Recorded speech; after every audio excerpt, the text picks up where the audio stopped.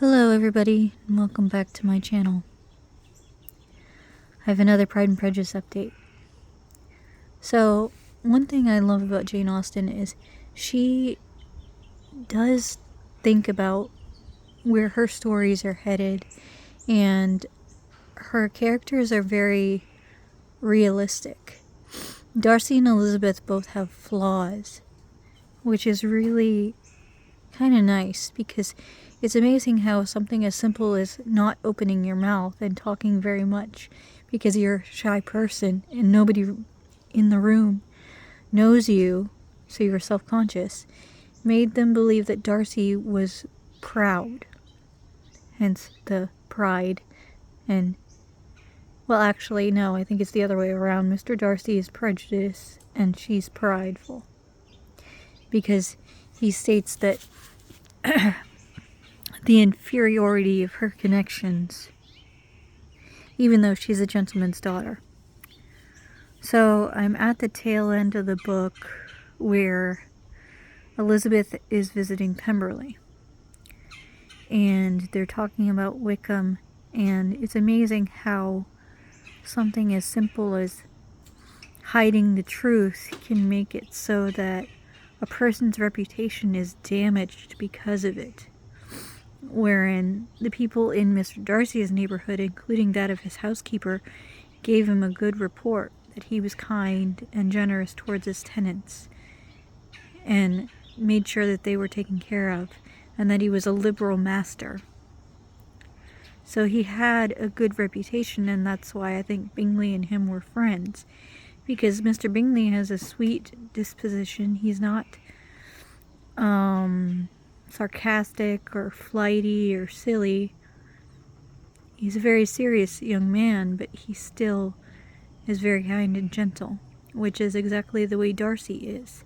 He just has a harder time showing it because he's shy. I think you would call it nowadays social anxiety.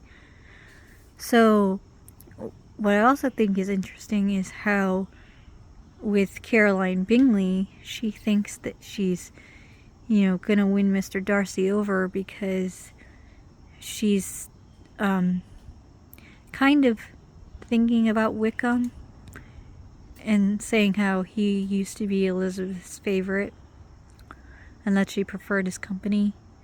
But it also mentions that she never would have done that if she had known the kind of pain that she was bringing to her dearest friend. So, all in all, I guess socially you have to make sure that you're being kind and generous, otherwise people will give you a bad report and nobody will like you. They're very open and honest about what they feel about Mr. Darcy, especially Mrs. Bennet. How she says that he wouldn't dance with any of the ladies at the ball when they first meet him. So, I don't know. Pride and Prejudice is one of my favorite Jane Austen novels. I like Emma and Sensibility, but Pride and Prejudice will always be my favorite. And as far as Persuasion or Northanger Abbey, or even Mansfield Park, I haven't actually read those ones. But for some reason, all her other novels seem kind of sad in a way. I don't know, that's just my opinion. But Pride and Prejudice, she called it the jewel, I think it was. She also referred to each of her books as her children, so this was one of her favorites as well. It's too bad she didn't live to see the amount of money she made from her writing.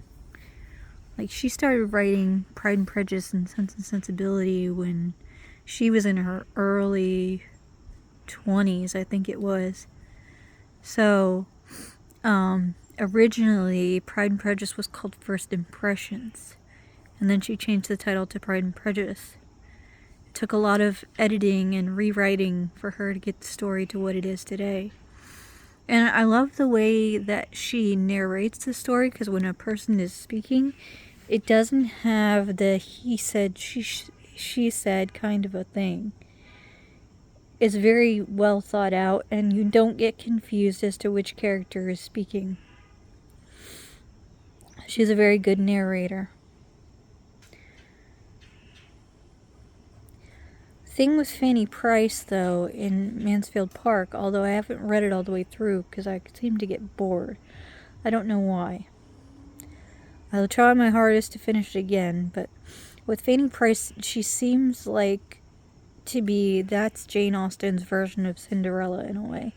Because Fanny Price is a poor relation who comes to visit and live with the Bertrams. So Fanny doesn't really seem to fit in well with that family. Like, they treat her kind of like the maid. Like, she's expected to take care of things and be nice, and she's not always in good health. She's kind of sickly. And she loves her older brother, but she's not really allowed to see him because he's at sea. So I kind of wonder if there's a parallel between Jane Austen and Fanny Price when she was younger, because she loved her brother Henry, but he was always away because he was part of the military. But I don't know, I love the story a lot, and I'm learning about what they call it, annotation, I think it is, where you write down your thoughts or you highlight what you like in the book. I've never done that before, but it seems like an interesting thing to do. Oh well, that's all I have for now, my lovely and beautiful audience. Have a great day. Bye.